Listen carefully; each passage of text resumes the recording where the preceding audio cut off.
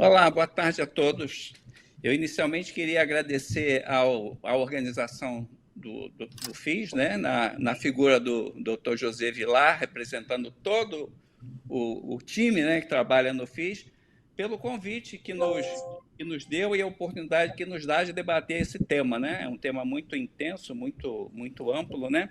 E a gente tem juntos aqui hoje, como painelistas, três pessoas, né, que lideram empresas que são sucesso na sua área, né? É, esse negócio de sistema de saúde é uma coisa muito ampla hoje, né? A gente tem os players industriais, né? Classicamente, a gente pode lembrar da indústria farmacêutica, de dispositivos médicos, de equipamentos médicos, né? E toda a cadeia de serviços, né? Que está na linha de frente, né? É, suportando, né, assistência aos pacientes, né? E esse sistema, ele tanto do lado público, né, quanto do lado privado, o lado público a gente sabe que tem, e o Bruno pode falar talvez melhor sobre isso, tem um problema clássico de subfinanciamento, né? Como é que a gente consegue lidar com isso, né? E o sistema privado que nos últimos, digamos, 2 anos, né, vem passando por pressões muito grandes, né, de financiamento, né, com custos crescentes, aumentando. Hoje em dia, os planos de saúde não conseguem mais repassar preços da forma como não existe mais apetite, né, e disposição dos clientes para aceitar reajuste de preço, né? Agrega-se a isso o desafio, né, de atender mais pessoas, né, e de fazer mais com menos, né? Porque o rol de procedimentos dos planos tem aumentado e tudo mais, mas isso tem que ser resolvido, né? É, Sendo assim, eu queria já convidar os nossos painelistas, né? Talvez começando com o Zé Marcelo, para apresentar, né? O Zé Marcelo hoje lidera um hospital que é uma referência em São Paulo, né? O Hospital Alemão Oswaldo Cruz era o hospital dos meus sonhos quando eu era pequeno, digamos assim, né? Então, o Zé Marcelo pode se apresentar a empresa que ele trabalha, né? E em 10, 12 minutos nos dá a sua visão, né? De como ele acredita que pode a área de hospitais, né? O business de hospitais pode contribuir na sustentabilidade desse sistema, né? Zé Marcelo, com a palavra, você. Legal. Magalhães, pela oportunidade aí, pela pergunta, por estar junto aqui com o grupo nesse debate.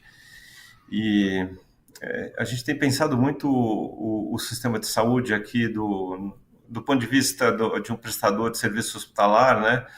O Oswaldo Cruz é um hospital de grande porte, alta complexidade, e que, por meio de inovações e experimentação de modelos, tem buscado estar na frente desse momento de transformação que o setor passa, né? Quando a gente faz essa reflexão, a gente vê um setor progressivamente sendo desafiado pela situação econômica do país, né? A gente atribui muito isso na pandemia, mas, na minha opinião, a pandemia ela mais acelerou a transformação e deu uma embaralhada nas cartas, e agora a gente está se reorganizando com uma necessidade de repensar muita coisa, né? Então, nessa reflexão que eu trago aqui para o público, para o painel do debate, a gente sempre fala, bom, mas o que vai mudar, o que está mudando, né? E o que precisa mudar? Uma questão fundamental é a relação médico-paciente, né? O paciente procura o prestador para se integrar e buscar o serviço que ele tem necessidade, né? E é um vínculo de confiança. A tecnologia, ela opera ampliando a capacidade de atendimento do médico para esse paciente, né? Então, a gente tem tecnologia, por exemplo, com a telemedicina ou outros aplicativos que ampliam a capacidade, mas não substituem essa relação humana entre o paciente e o médico, né? Então, essa é uma relação fundamental. Ela existe, acho que desde que o Hipócrates organizou a medicina com um serviço para uma pessoa que é o paciente, né? Agora, a reorganização é necessária em busca da sustentabilidade, que é o tema do painel, né?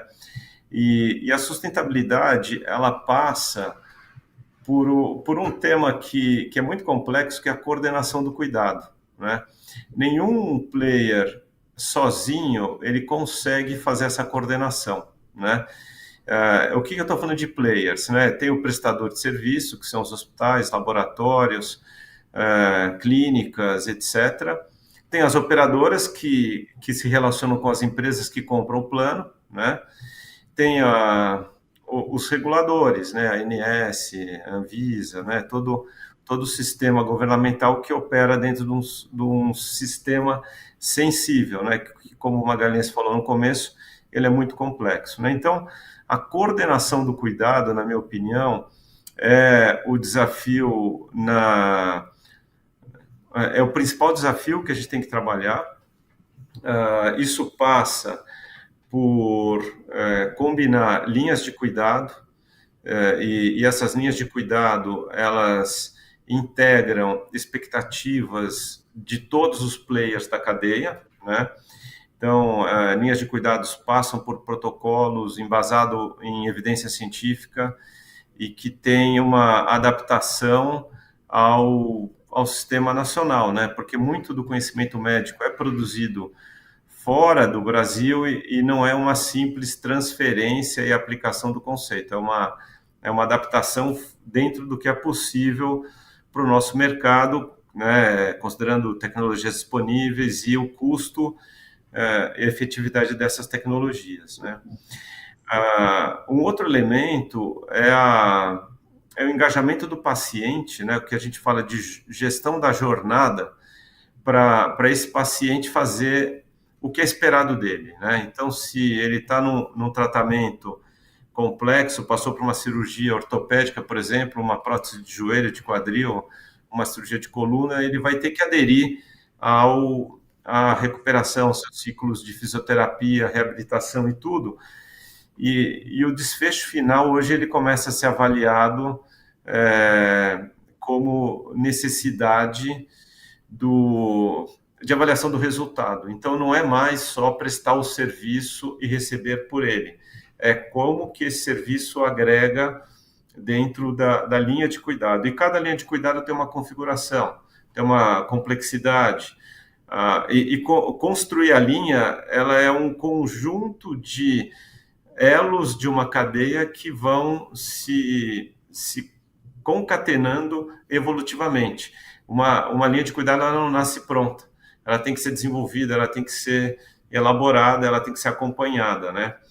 E o paciente, por meio de uma experiência favorável, ele tem que se engajar para realmente cumprir o que é esperado dele, né? Se for, como eu falei, um programa de reabilitação, se for um cuidado crônico com visitas periódicas ao sistema, ou mesmo num cuidado mais agudo, que é a sua fisioterapia, 10, 20 sessões depois de uma cirurgia, né? A gente tem um elemento crítico também operando, que é a incorporação de novos métodos. Tem forma de fazer isso, e nem sempre as metodologias novas estão sendo questionadas ou embasadas em benefício real, né? E muitas vezes essa tecnologia, ela vai para o desejo do paciente sem passar por uma validação, e a saúde consumida sem essa pertinência, ela não gera sustentabilidade, vamos dizer assim, né? Um outro desafio que a gente tem visto é quais são os incentivos financeiros e não financeiros que devem ser adotados, né, para isso. Então, avaliar a qualidade, avaliar a segurança de uma maneira objetiva e não simplesmente falar que tem ou que não tem, qual o indicador que mede a qualidade e a segurança dessas linhas de cuidado para esse paciente poder tomar uma decisão consciente do que ele terá, ou mesmo a empresa que contrata o plano de saúde e também o plano de saúde que contrata um prestador, né? Então, a gente vê um futuro de uma discussão muito mais objetiva da prática assistencial, né? Mesmo no nível de alta complexidade, como um hospital do porte do Oswaldo Cruz e de outros que a gente tem no Brasil afora, né? Então, isso é pensando no entorno do meu ambiente hospitalar, né? Agora, se eu faço um zoom um pouco maior, aí eu enxergo os outros players da cadeia, né?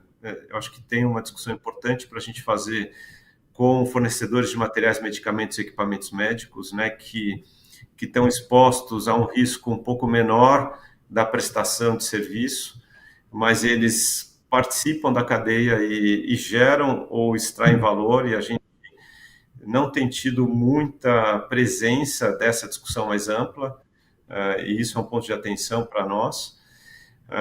Todos estão buscando inovação e a gente passa, todos aí eu estou falando, as startups, mesmo as big techs, as grandes empresas, mas não num alinhamento estratégico, e a gente tem que ter uma estratégia por trás da inovação, né, para que essa inovação venha agregar valor, e isso ainda está muito embrionário no sistema. Um ponto que eu trago que sai um pouco fora da atuação de um hospital de grande porte, mas a gente tem muita consciência nisso, é a atenção primária à saúde, né? A gente tratado das pessoas de uma maneira preventiva antes de uma condição mais complexa e mais custosa se estabelecer, né? Então, na oncologia, a melhor forma de tratar o câncer é evitar o câncer. Então, a vacina, tirar os efeitos nocivos dos hábitos, né? Tabagismo, sedentarismo, isso ajuda o câncer, isso ajuda doenças cardiovasculares, ajuda a memória e tudo mais. Então, a gente ter um olhar para a atenção primária é importante. Não necessariamente o hospital precisa exercer esse papel, mas ele tem que reconhecer que esse elemento ele opera e ele tem que estar integrado nas linhas de cuidado, tá? Então, eu acho que esse é um ponto super importante. A Agência Nacional de Saúde tem trabalhado em qualificação das operadoras para se desenvolverem como a atenção primária de saúde, né? E aqui na reta final dessa minha intervenção, aí ficando dentro do tempo, né?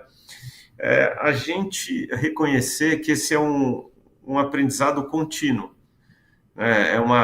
É uma linha que na gestão a gente fala do PDCA, né? Um ciclo de implementar, avaliar, corrigir e fazer de novo, e sempre numa espiral positiva, e para isso você tem que ter relações de confiança nesses elos da cadeia, né? Entre prestadores, operadoras, empresas que contratam plano e fornecedores que suportam os serviços dessas empresas, tá? Então, como você bem falou, Magalhães, é um sistema muito complexo. Nos meus 10 minutos, eu tentei trazer um panorama de como, aqui no Hospital Alemão Oswaldo Cruz, a gente está articulando todos esses elementos da cadeia, e fico à disposição aí na segunda rodada para perguntas mais específicas do público, sua ou dos demais panelistas. Aí, obrigado pela primeira pergunta aí, abrindo o painel. Obrigado, José Marcelo. Dando sequência agora, vamos mudar para uma outra área, né? Vamos falar de diagnóstico, né? Nós temos aqui a Isabela Tanuri, né? A Isabela é vice-presidente da Aliança, uma empresa que está crescendo muito hoje na área de diagnóstico. E, Isabela, o que você quer nos dizer sobre isso? Bom, prazer estar aqui com todos vocês. Bom, Primeiro, eu estava pensando, refletir um pouco sobre as coisas que o Zé Marcelo falou. É uma indústria diferente da minha. Eu vou contribuir mais dentro do contexto da medicina diagnóstica. A Aliança é uma empresa de medicina diagnóstica e análises clínicas. Então, assim, dentro desse contexto, eu fiquei pensando no papel da sustentabilidade e a pergunta que me veio primeiro na cabeça foi o que põe em risco o papel da sustentabilidade no nosso setor. E aí, nisso, eu pensei em alguns desafios que eu queria trazer aqui para dividir com vocês. Um pouco até o Zé Marcelo já falou, mas o primeiro deles, que é um desafio para todo o setor, é o crescimento demográfico e envelhecimento da população. Isso é uma realidade no mundo todo e aqui no Brasil. A população está envelhecendo, um aumento da expectativa maior e que resulta numa maior demanda dos serviços de saúde. E aí, o que eu penso é o que a gente pode fazer para que essas pessoas envelheçam melhor, com mais saúde, que elas tenham uma longevidade com qualidade, para que elas cheguem mais no fim da vida delas, sobrecarregando menos o sistema de saúde. Então, assim, isso é um desafio que eu vejo para o nosso papel da sustentabilidade. Um segundo seria a inovação tecnológica e os custos associados a isso. A inovação tecnológica chegou, ela é essencial, eu vou falar um pouco mais adiante, porque eu também penso que ela é um caminho para a gente ter uma operação mais sustentável, mas, por outro lado, são altos custos, né? Então, eu vejo que a gente precisa, um desafio é a gente planejar aonde a gente vai investir, tendo uma visão de longo prazo, um investimento com inteligência, sendo foco na eficiência primordial. Outro desafio que eu vejo é o acesso universal. A gente tem uma desigualdade na saúde grande, então como é que a gente faz para garantir o acesso equitativo aos cuidados de saúde? Isso é um desafio global, não seria diferente aqui no Brasil. Na Aliança, a gente tem um compromisso para tentar levar esse acesso à saúde para fora dos grandes centros. A gente tem apoiado algumas iniciativas, se der tempo eu vou falar um pouco mais, mas levando esse acesso à saúde para populações mais carentes. E eu acho que uma das coisas que a pandemia mostrou foi que a gente hoje não tem mais fronteira para a doença, mas ainda existe uma fronteira grande para a saúde. Então, como é que a gente faz para democratizar esse acesso e também oferecer uma medicina de qualidade, um atendimento de qualidade? Então, dado esses desafios que eu vejo, eu pensei agora, e aí nisso seria mais um pouco dentro do meu setor, eu pensei em alguns caminhos que eu vejo que são caminhos para a gente tentar ter uma operação mais sustentável. Eles têm seus desafios, alguns a gente já está mais avançado, mas que eu vou trazer aqui para a gente também conversar um pouquinho. Eu até anotei aqui, são 5 pontos, mas o primeiro dele é a eficiência energética e tecnologia sustentável. Então, como é que a gente faz para ter uma implementação de práticas e tecnologias mais sustentáveis? A gente já vem vendo isso na medicina diagnóstica. Hoje, por exemplo, a gente já vê aparelhos de ressonância que não precisam mais usar o gás hélio. E isso não perde a qualidade da imagem e é muito mais sustentável. A gente já vê equipamentos de Doppler, de ultrassom, que usam placas solares. Isso faz com que a gente também possa levar esses exames, essas máquinas, para lugares mais remotos. A gente tem uma experiência com esses aparelhos, uma experiência de sucesso. A gente vê também que hospitais e clínicas já vêm adotando fontes de energias renováveis, como painéis solares, sistemas de energia eólica, pelo menos para suprir parte da necessidade energética. Na medicina diagnóstica, a gente tem um consumo de recursos importantes, um consumo grande de recursos importantes como água, energia, resíduos. Então, a gente tem que buscar ser mais sustentável, enfim, usando menos esses recursos. O meu segundo item que eu anotei foi a redução de resíduos e reciclagem.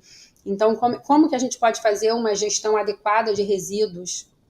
Isso inclui a adoção de práticas que minimizem os resíduos tóxicos, que são mais perigosos, implementação de programas de reciclagens, um descarte mais cuidadoso, que seja material hospitalar, equipamentos médicos, um descarte seguro. Na área de laboratório, na Aliança, por exemplo, a gente hoje em dia tem um cuidado muito grande com o uso de produtos químicos e reagentes, até para evitar o desperdício, mas também por conta do descarte. Outro foco nosso também tem sido procurar desenvolver embalagens que tenham materiais mais biodegradáveis, materiais mais recicláveis. Eu vejo que isso está crescendo também, inclusive, em todo o setor de medicina diagnóstica. O terceiro ponto que eu anotei foi a utilização de responsável de recursos, foi um pouco que eu já falei acima, como é que a gente faz para ser mais responsável no uso da água, dos produtos químicos, então, como a gente faz para adotar práticas mais sustentáveis. E, dito isso, não só desses recursos, mas recursos menores. Por exemplo, hoje a gente já vê grandes centros no mundo que são completamente paperless. Aqui no Brasil, a gente ainda está começando, na Aliança a gente já vem caminhando das nossas marcas, algumas já são paperless, mas quando a gente fala nisso, não é só o papel que a gente está, na verdade, é a tinta, é a cera, é o filme. A gente sabe que tem um desafio de reciclar todos esses materiais, então isso, enfim, a gente já está fazendo e eu vejo que é um caminho que todos estão indo também. O quarto ponto, eu já tinha falado da inovação na parte do desafio, mas a inovação tecnológica, ela possibilita, né, o desenvolvimento de soluções inovadoras, e um deles é o diagnóstico remoto. O diagnóstico remoto, na medicina diagnóstica, ele reduz a necessidade de deslocamento dos pacientes, economizando recurso, e também reduz as emissões de carbono. Na Aliança, a gente tem um braço nosso que é chamado IDR. A gente opera 140 máquinas de ressonância à distância pelo Brasil. Na verdade, são em lugares remotos onde essas pessoas não necessariamente teriam esse laudo de um especialista e muitas das vezes nem teriam uma pessoa para operar a máquina. Então, isso faz com que seja mais sustentável toda a jornada desse paciente. Outros projetos também que eu vejo nesse mesmo ponto, hoje em dia a gente tem feito alguns projetos envolvendo Health Analytics e por meio disso a gente consegue diagnósticos mais rápidos e precisos. A gente faz assim, a medicina diagnóstica é apenas uma parte da jornada do paciente, então a gente junto com o médico prescritor, isso é uma aliança que a gente faz com o médico prescritor, com o médico que está acompanhando o paciente, para que ele possa ter um diagnóstico mais rápido, mais preciso, utilizando a inteligência artificial também, e aí esse paciente vai ter um prognóstico melhor e vai ter também, um desperdício menor, com certeza, de todo o tratamento dele. E aí, falando ainda sobre lugares remotos, um tema que eu acho importante, que a gente não pode deixar de falar aqui, é o acesso à saúde. Como eu falei na parte de diminuir essa desigualdade, eu acho que todos nós aqui temos essa responsabilidade socioambiental de tentar levar o acesso à saúde para fora dos grandes centros. Então, algumas das iniciativas, a gente na Aliança apoia várias. Uma delas que a gente está apoiando é a ONG Zoé. A ONG Zoé, na verdade, é uma ONG que ela está no estado do Pará. O estado do Pará é um dos estados que tem menos médicos por habitante, então já tem uma carência grande, e através dessa iniciativa a gente leva médicos e aparelhos para atenderem as populações ribeirinhas. E como a gente está falando de sustentabilidade e estando no Brasil, tem toda essa questão da Amazônia que a gente acaba falando. Então, assim, essa é uma forma da gente poder ajudar as populações ribeirinhas, enfim, que não teriam acesso à saúde de outra forma. Só para vocês terem uma ideia da grandiosidade, é bem bacana, são expedições mensais. Na nossa expedição do meio do ano foram 1.200 atendimentos. E você imagina que são lugares bem remotos. Foram 125 exames de ultrassons, 80 endoscopias, 40 colonoscopias. Então, assim, de fato, a gente faz a diferença para a pessoa local lá. E, por último, o que eu anotei também, que eu acho que faz parte da minha fala e da fala de todos vocês também, é a educação e conscientização. Porque não adianta a gente fazer essa promoção de uma cultura mais sustentável se, de fato, a gente não envolver as pessoas, o nosso time, as pessoas que estão conosco. Então, assim, educar os profissionais de saúde, os pacientes, os colaboradores, da importância dessas práticas sustentáveis e o impacto positivo que vai ter no meio ambiente. Então, assim, eu acho que sem isso, nada dos outros são possíveis. E esses foram alguns dos caminhos que eu trouxe. Eu não sei, Zé Carlos, se eu passei o tempo ou não. Então, eu estou aqui com medo. Eu vou dar a palavra para o Bruno e depois eu volto para a hora das perguntas também.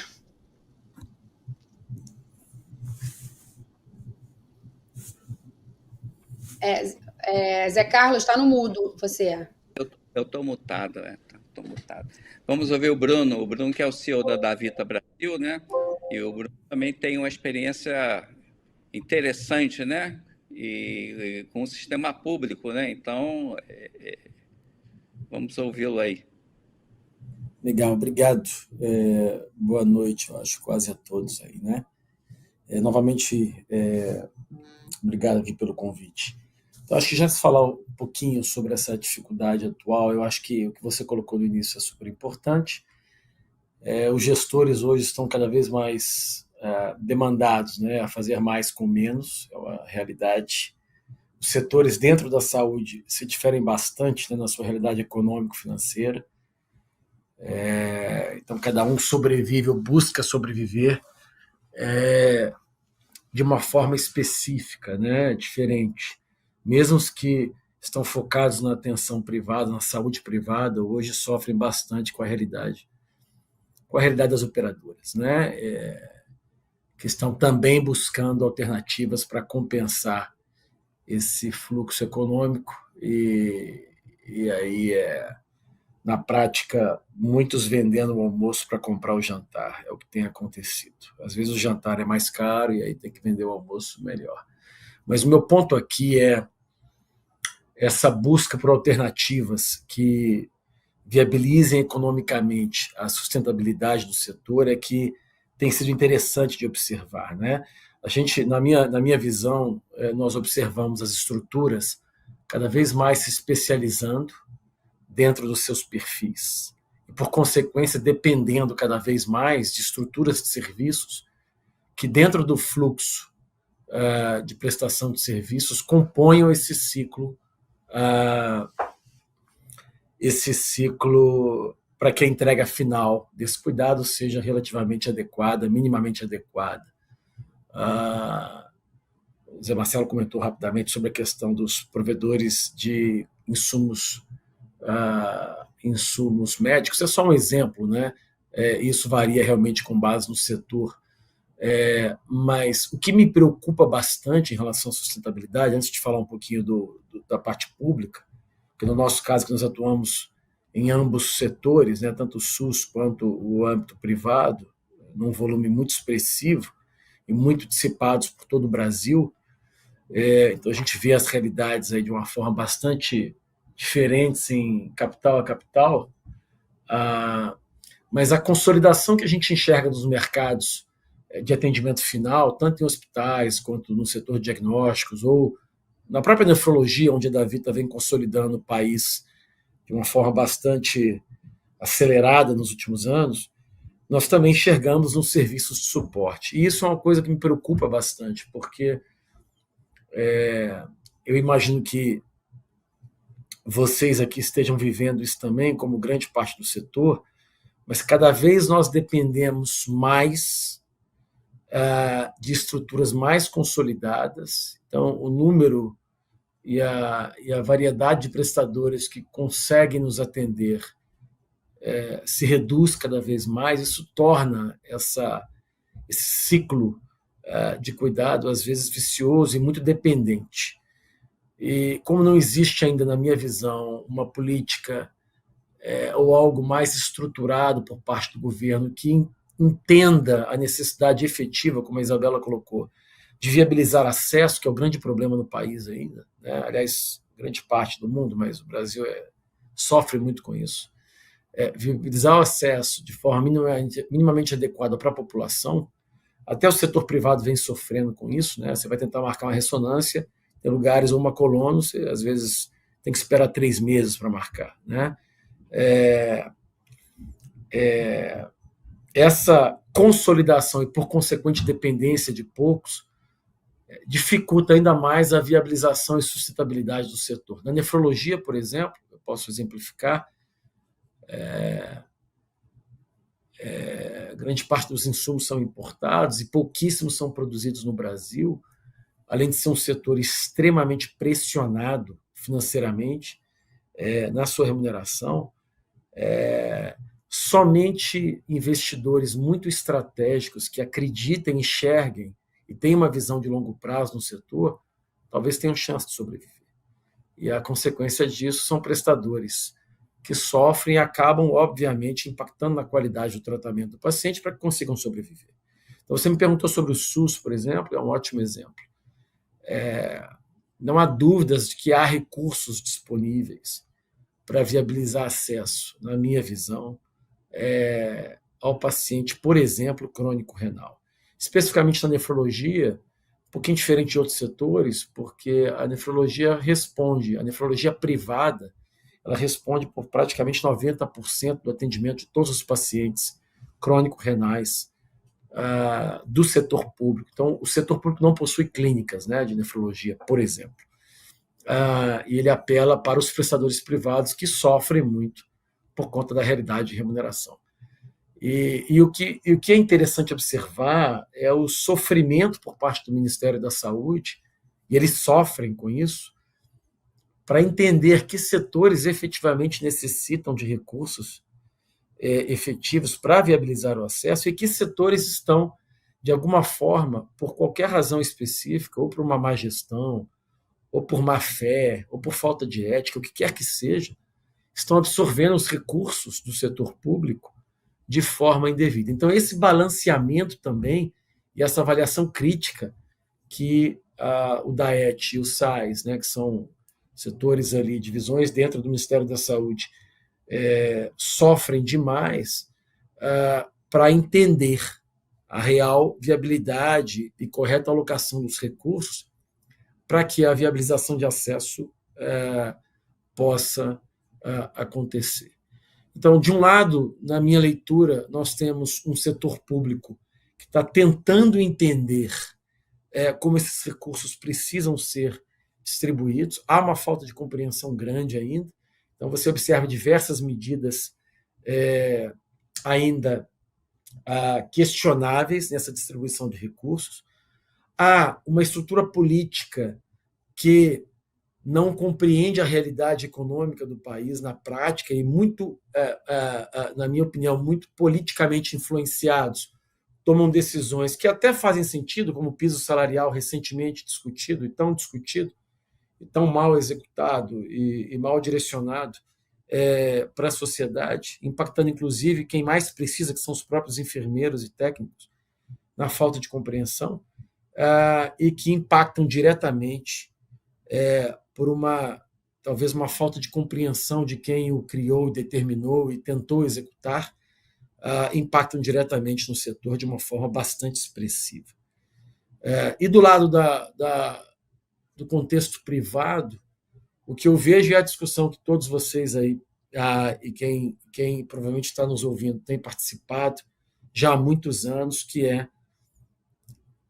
a busca por um modelo um pouquinho mais inteligente e talvez um pouquinho mais focado em resultados clínicos, e que na prática ainda continua, também, novamente, na minha visão, ainda muito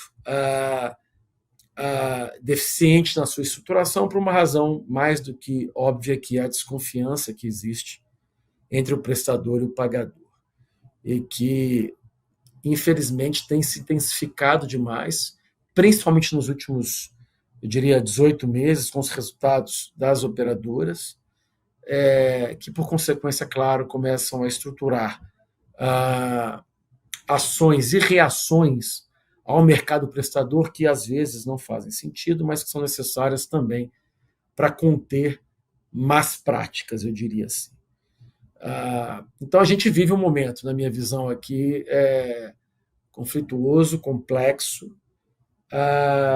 onde a consolidação tem aspectos positivos, mas, claro, também impactantes no setor. Se não houver uma discussão um pouco mais transparente, e que isso é fácil falar, claro, quando a gente fala sobre uma discussão transparente e objetivos mais claros, mas que haja também o estabelecimento de um processo um pouco mais confiante entre prestadores e pagadores, e, por consequência, isso vai, obviamente, ramificar para os prestadores indiretos de serviços. A gente corre, na minha opinião, um risco muito grande, porque até onde os grandes consolidadores conseguirão viabilizar acesso para toda a população, o que já não acontece hoje, eu acho bastante difícil que se viabilize, né? Então, a gente tem aí um desafio, como muitos países têm, no nosso caso um pouco maior, talvez, por conta também da nossa abrangência e necessidade de ganho de escala para viabilizar esse negócio rodar. Então, é um tema aí bastante interessante e que tem muito para ser dito. Concluindo da minha parte, especificamente a Davita tem buscado tanto construir um modelo de cuidado que a gente entende que seja adequado no Brasil, mas também influenciar essa percepção tanto dos pagadores privados, de forma bastante resiliente, quanto dos pagadores públicos. Eu chamo de pagadores, porque nós temos contratos obviamente, não com o Ministério da Saúde, mas com os contratantes regionais, que é como funciona o modelo tripartite no Brasil, para demonstrar a importância desse contexto de confiança e os resultados positivos que existem e reais, quando você consegue viabilizar acesso e dar um pouquinho de prevenção e uma qualidade minimamente adequada, por exemplo, como uma diálise de 4 horas a cada 2 dias para um paciente crônico renal, isso influencia demais o custo da cadeia e esse paciente deixa de ser internado, desonerando, obviamente, o sistema. Mas até que se acredite nisso, se veja, e mesmo com as provas que têm sido endereçadas, eu acho que a gente vai levar um tempo ainda para que talvez essa geração evolua e a próxima nos ajude a chegar lá, né? Tá bom? Ok? Então, estou aberto aqui a eventuais questionamentos, espero ter sido aí claro, ou relativamente claro aí na exposição. Obrigado, Bruno. Eu não sei, eu não tenho visibilidade aqui se há perguntas da plateia virtual, né? Não sei se a organização recebe isso, mas enquanto a gente espera por isso, eu quero provocar os senhores com temas que nós todos falamos aqui, né? Eu começo pelo Marcelo, né? Quando o Marcelo fala de linha de cuidado, né? Marcelo vamos dizer, Marcelo trabalha no hospital, mas a linha de cuidado começa em casa e termina em casa, né? Como é que funciona isso, Marcelo, na tua visão?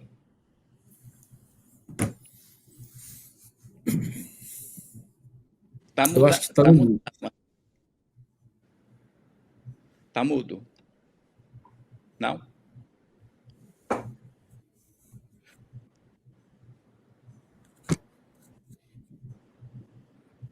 Marcelo,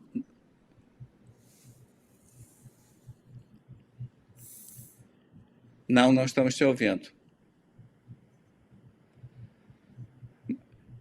Mas enquanto a gente acerta aqui a parte técnica do Marcelo, eu passo então para a Isabela, né? Que a Isabela falou sobre garantia de acesso, né? Sobre isso, na verdade, garantir acesso à população que cresce e envelhece, né? E a gente tem que cuidar deles, né? E a gente tem que fazer mais com menos, como diz o Bruno, né?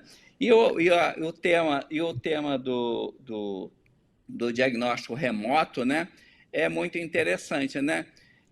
Como é que você está vendo a visão, o progresso, né, desse modelo, né, de trabalho, né, com o diagnóstico remoto, né? Você acredita que ele é seguro, que as pessoas confiam, que existe mais espaço para crescer?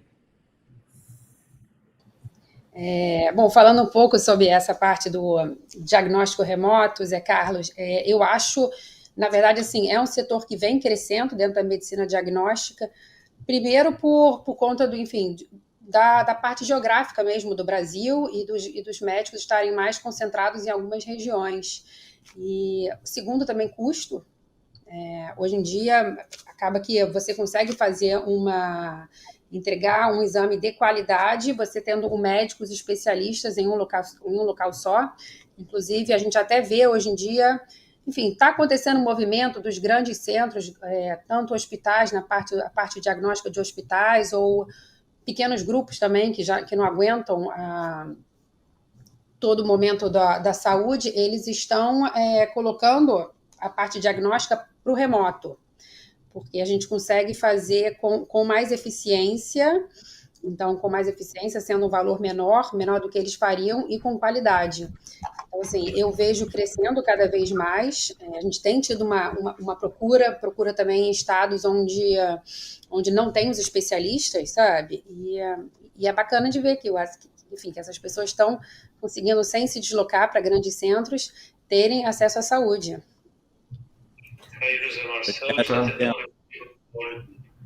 Magalhães, está me ouvindo agora? Pronto. Bom, então, desculpa aí a pequena falha, o pessoal me deu uma ajuda, eu voltei aqui no jogo. Essa pergunta que você colocou, posso entrar? Eu acho que a Isabela terminou, né? Pode sim, pode sim. Tá. A pergunta da coordenação de cuidado, para mim, é o maior desafio. Ele envolve vários players. Então, qual que é o caminho que eu tenho buscado, que eu tenho visto que tem funcionado melhor, né? Dentro do sistema do hospital, o paciente que já se conectou numa linha de cuidado, exemplo, tratamento de obesidade e diabetes, né? Que ele pode ter várias terapias, né? E agora com essas novas drogas aí que perde peso muito rapidamente, isso até tem questionado qual que é o papel da cirurgia, por exemplo, né? Então você tem várias terapias e para cada grupo de pacientes você tem um tipo de abordagem, né? Ou vai passar por educação física, estou exemplificando a obesidade e diabetes, por educação física, reorientação alimentar, uso de medicamentos, vamos ver o resultado, até numa eventual necessidade de uma intervenção cirúrgica, né? Então, a gente tem uma hierarquia de abordagem, de métodos mais adequados a depender da condição clínica de cada paciente. Um paciente com obesidade extrema, obviamente, ele não vai passar por todas as etapas, ele vai para uma etapa já mais agressiva, que é a cirurgia. Então, você tem essa hierarquia, que é a linha de cuidado. E aí você tem que trazer os serviços complementares para o mesmo guarda-chuva, né? Então, se ele vai fazer uma reabilitação, qual que é a fisioterapia que vai atendê-lo, qual que é o protocolo que ela vai usar, tá? Então, a gente vai coordenando com tudo isso. Aonde que vem a maior complexidade?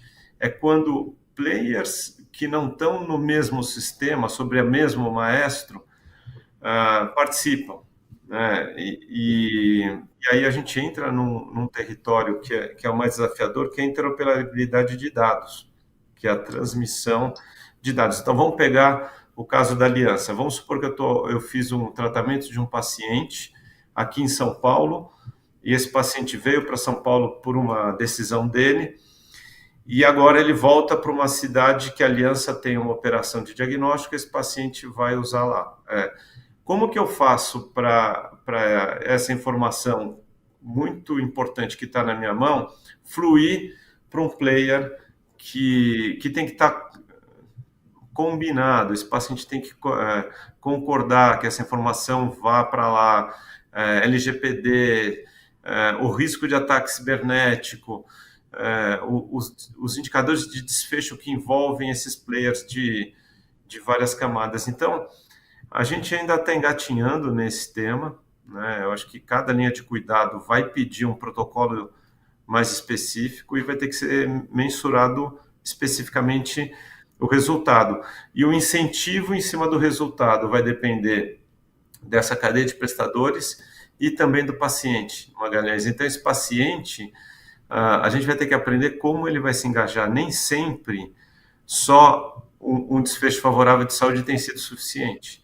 né? E pela regulamentação, né, a ANS tem começado a olhar para isso, eu posso ter prêmios diferentes para comportamentos diferentes dos pacientes? A resposta hoje é não.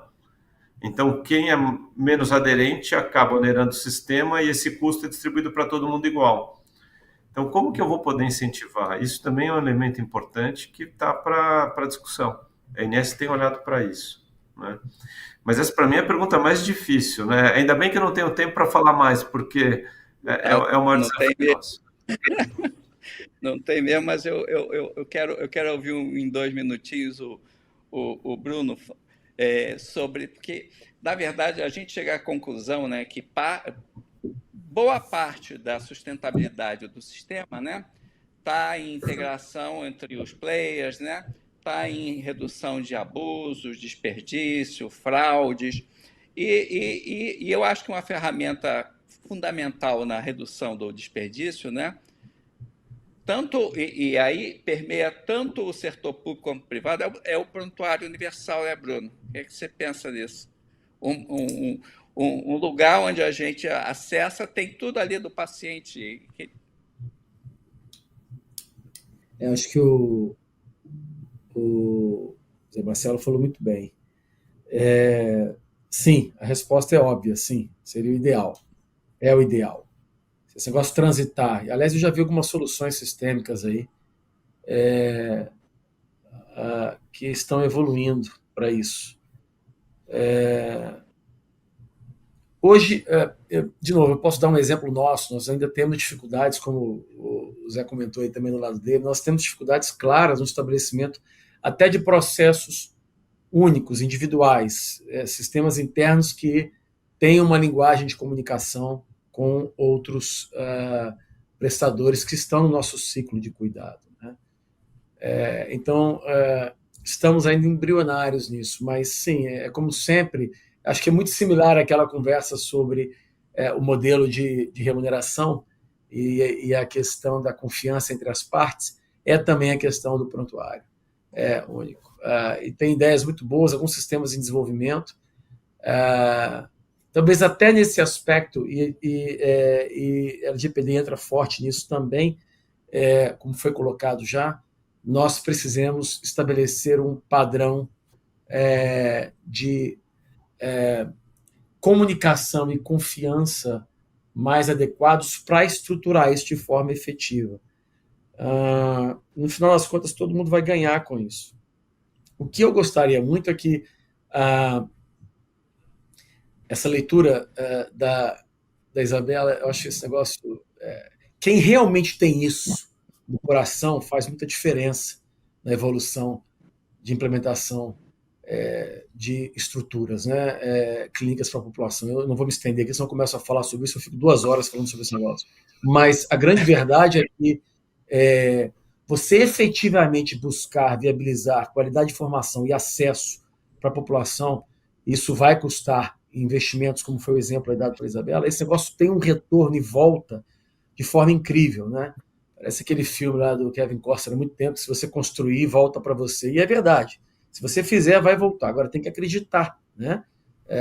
E tem que envolver as partes, talvez ganhar nada no início, para lá na frente esse negócio retornar de forma efetiva. E assim funciona na minha visão. Então, espero que caminhe para isso. É uma das soluções que eu acho que tem que caminhar, Magalhães. Muito obrigado. Olha, eu acho que nós estamos já no nosso tempo, né? Então, eu quero agradecer aos nossos painelistas pela oportunidade que a gente teve de aprender com eles, né? E de ouvir, de trocar ideias aqui. E agradecer a nossa plateia, né? E, por último, a iniciativa FIS, né? Novamente, que nos deu essa oportunidade de estar aqui. Então, uma boa noite a todos. Obrigado, boa noite. Boa noite, obrigada a todos também.